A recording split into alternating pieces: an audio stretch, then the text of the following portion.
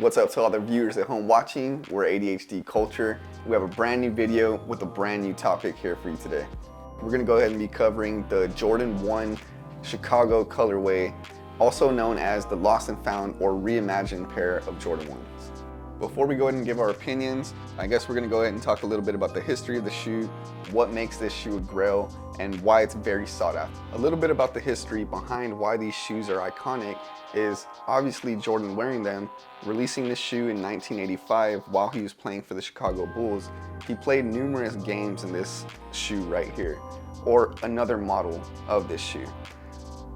And another reason why we can say these shoes are iconic is because they're themed exactly after the Bulls' team colors, which is the iconic and classic red, black, and white. They retroed these shoes a bunch of times and re-released them, and every time they released, people try to get their hands on it, which is another reason why these are super sought out for.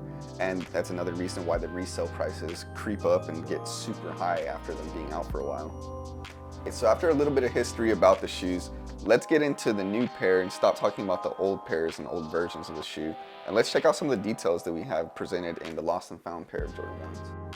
And to me, these shoes kind of just look like they came straight out of a time capsule. The whole package they came in, the shoe itself, the wrapping, and even the receipt it comes with, everything reminds me of like a time capsule packed away to open up in 2022. Okay, so without even looking at the shoe at all and just looking at the outside, at the box that they give you the shoe in, you can see a lot of details on these that are gonna be different just for the special edition shoe they made. A few of those things being they made the box really scuffed up along the sides of the box across the whole thing, the tops, the bottom, on the edges, as well as they made it look like it's sun dyed when you leave like a box sitting outside and it just starts dyeing that paint away.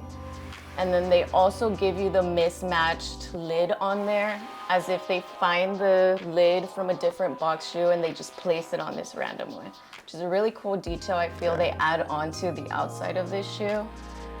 A really cool thing too is they add these sell stickers on here underneath the top layer. You are able to see that they had it marked at $64.95, which is actually super insane to see that like it retailed at $180. Yeah, these shoes retail at $180, and the original pair that came out in 1985 retailed for $65. Imagine that difference. Upon opening the box, you're gonna go ahead and find that the paper they use on the inside is made up out of all newspaper ads and catalog spreads, which is a really cool detail I feel they add on here. And then as you inspect the paper a little bit further, you can see they actually have an Air Jordan marked at $29.99, which is really insane that you'd be able to cop a shoe at $30. Upon further inspection, at the very bottom, they let you run into this really old school receipt here, made up out of a shop here. It's not a real store. That'd be super cool if they did have a real store like this. But you can see there's a few egg hunts in this receipt itself. One of them being they do have the Airship Jordans that the logo is wearing there, which is super cool. I also feel like the receipt actually calls to a time before iPhones and Apple Pay existed, where you would actually get a physical receipt for the shoes that you bought. So that's kind of cool as well. All right, so let's start actually talking about some details about the shoe. There is a few different things about this shoe than regular Jordan 1 Chicago colorways in the past. Okay, so I think one of the details that you're able to see right off the bat is gonna be the black cracked leather along the sock liner here, which looks really awesome here. And the next detail that you're probably gonna notice on the shoe right away is gonna be the white cracked leather along the toe box and along this mid portion of the shoe right here. I feel like it's really cool too because they didn't crack it as much as the older shoes or other shoes have been. Yeah. So I don't think they'll wear away as quickly as maybe others that have that super exaggerated cracked leather look to like it. the Air Jordan 1s, those have very heavy cracking on them, and they're already really cracked when you get them. So these shoes are probably gonna last you a lot longer than some of the shoes that have been cracking in the past, just like she said. Another really cool detail on here that's gonna make the shoe look more vintage is gonna be the tongue here that has that sail or muslin color to it, which just makes it look like it's been worn or stored already. To add to the aging factor of the shoe, they actually did a cream or muslin outsole as well. That gives that vintage vibe as well.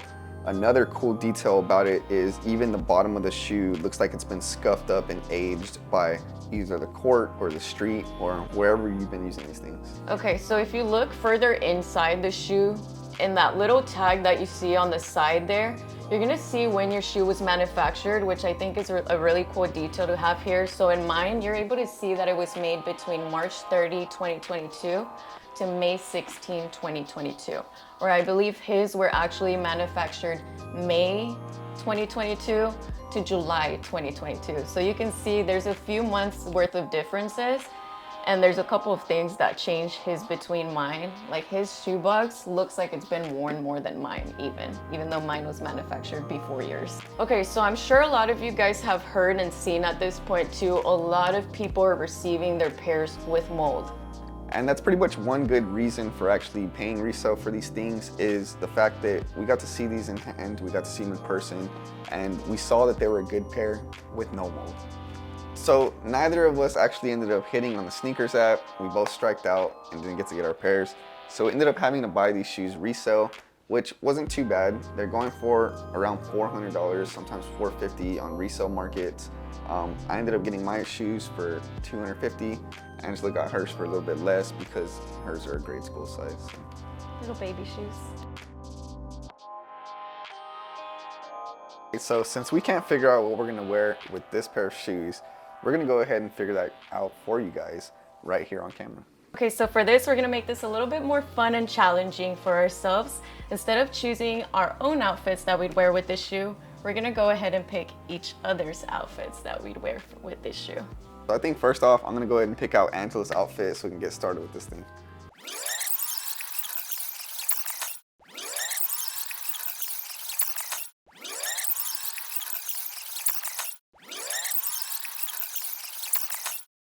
Okay, so now I'm gonna go ahead and pick out Kane's outfit.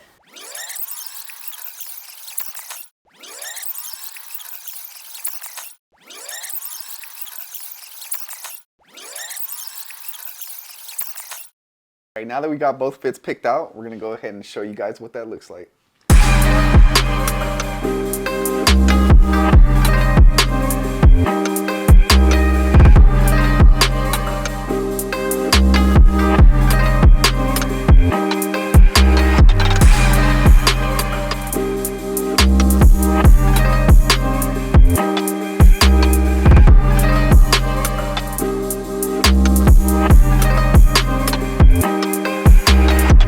Hope you guys enjoyed our review today on the lost and found Jordan 1s and the fits we would wear with them. If you guys like what you saw, or if you guys have any ideas on things you want to see in any of our upcoming videos, don't forget to leave a comment down below. For now, like, comment, subscribe. We are signing off. We are ADHD Culture.